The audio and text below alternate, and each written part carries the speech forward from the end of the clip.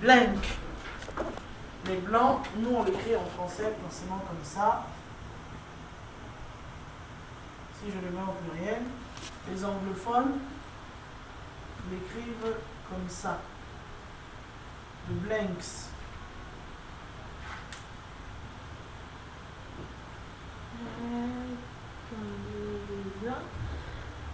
Combler les blancs, on a dit, je pense que combler les blancs, c'est les zones d'ombre. Pas les zones d'ombre. Les espaces vides.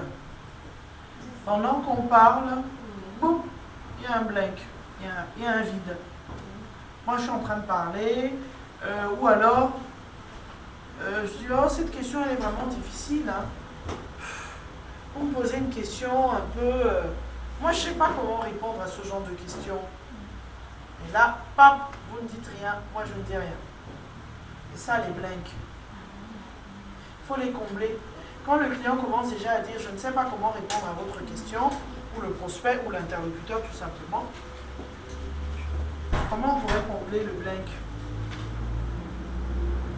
Parce que c'est facile à dire comme ça, là. Mais vous avez une cliente, écoutez, vous me posez des questions. Est-ce que c'est quand la dernière fois que j'ai acheté mon rouge à lèvres? Ah ben écoutez, moi j'ai toujours mon rouge à lèvres, hein, et puis il m'est long, mais... je ne sais pas. Parfois même vous attendez qu'il vous réponde je ne sais pas. Il ne dit pas je ne sais pas. Il réfléchit. Ça c'est un blank. C'est à vous de l'orienter. Alors vous ne savez pas, c'est un peu difficile. Non, c'est pas que je ne sais pas, mais en fait je réfléchis, je ne sais pas comment je pourrais vous répondre de manière vraiment précise. Parce que votre question est pertinente. C'est vrai que je ne la suis jamais posée comme question. Alors qu'est-ce que je pourrais vous répondre? Alors, là, vous devez rebondir dessus. C'est pour ça, nous, les chargés de clientèle, on doit toujours rebondir. On doit anticiper tout ce... Ou parfois, votre question ne m'intéresse pas. Vous pouvez me passer une autre question? Est-ce que vraiment vous posez la question pour que ça l'intéresse? Non. C'est vous que ça intéresse de poser la question. Posez pas la question pour que ça l'intéresse. Mais il faut rebondir à ça. Alors la question ne vous intéresse pas. Bah, en fait, on pose cette question pour que nous puissions vraiment cerner.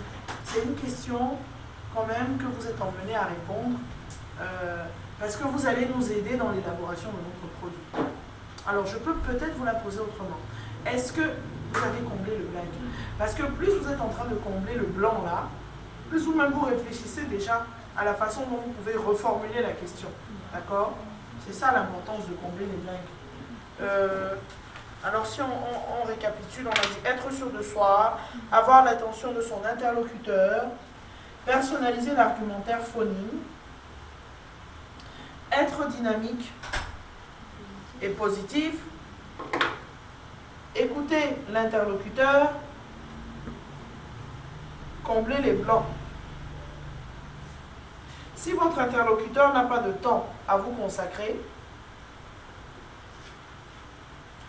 ou si l'interlocuteur n'a pas de temps à consacrer à l'argumentaire phonime, il faut lui proposer un rendez-vous téléphonique. Elle fait partie ou il fait partie de la liste des gens que vous devez appeler. Donc même lui, là, il va être soumis au sondage téléphonique. Qu'il le veuille ou non. Mais nous, on va lui faire croire que c'est selon ce que lui veut. Mais nous, ce qui nous intéresse, c'est qu'il fasse ce sondage. Donc s'il nous dit qu'il n'a pas le temps maintenant, quelle est la période qui vous arrangerait? Vous me proposez de rappeler l'après-midi ou demain dans la matinée?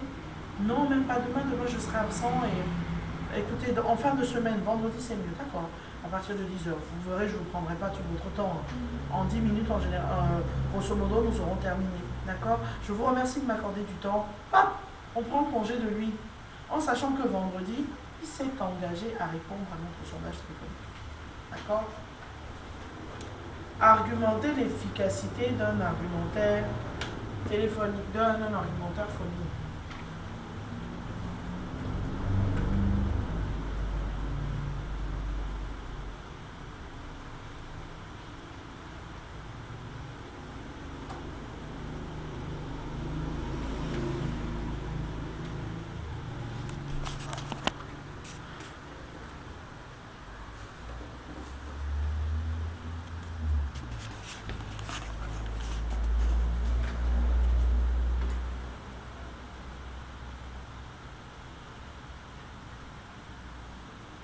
Argumenter l'efficacité d'un appel.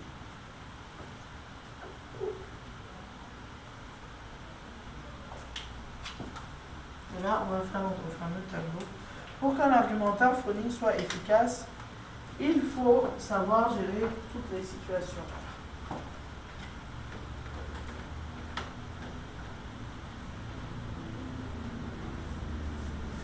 Pour qu'un argumentaire phonique soit efficace, il faut savoir gérer toutes les situations. D'accord? Donc là, qu'est-ce qu'on peut voir encore mieux? On va voir les...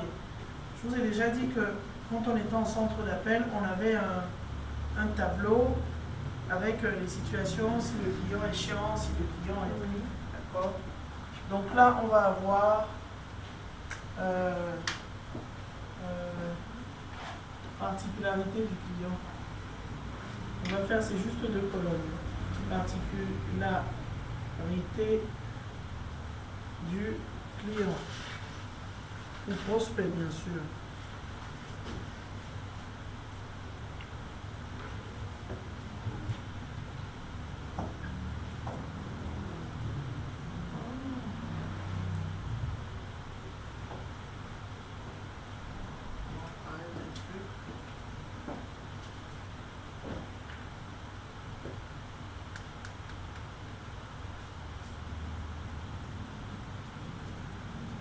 Et ici, on peut dire, comment on peut l'appeler?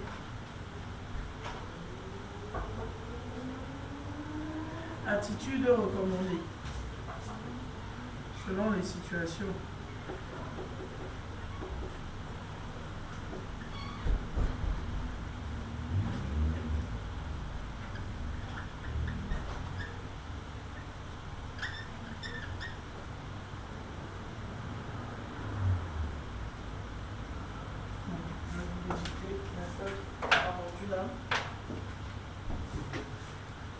Alors, quand le client est agressif, alors ça c'est effectivement dans la première colonne, particularité agressive et ne veut pas discuter.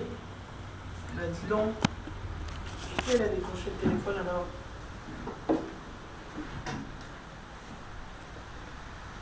La particularité du client, il est agressif et ne veut pas discuter. Le remerciant, alors une attitude recommandée,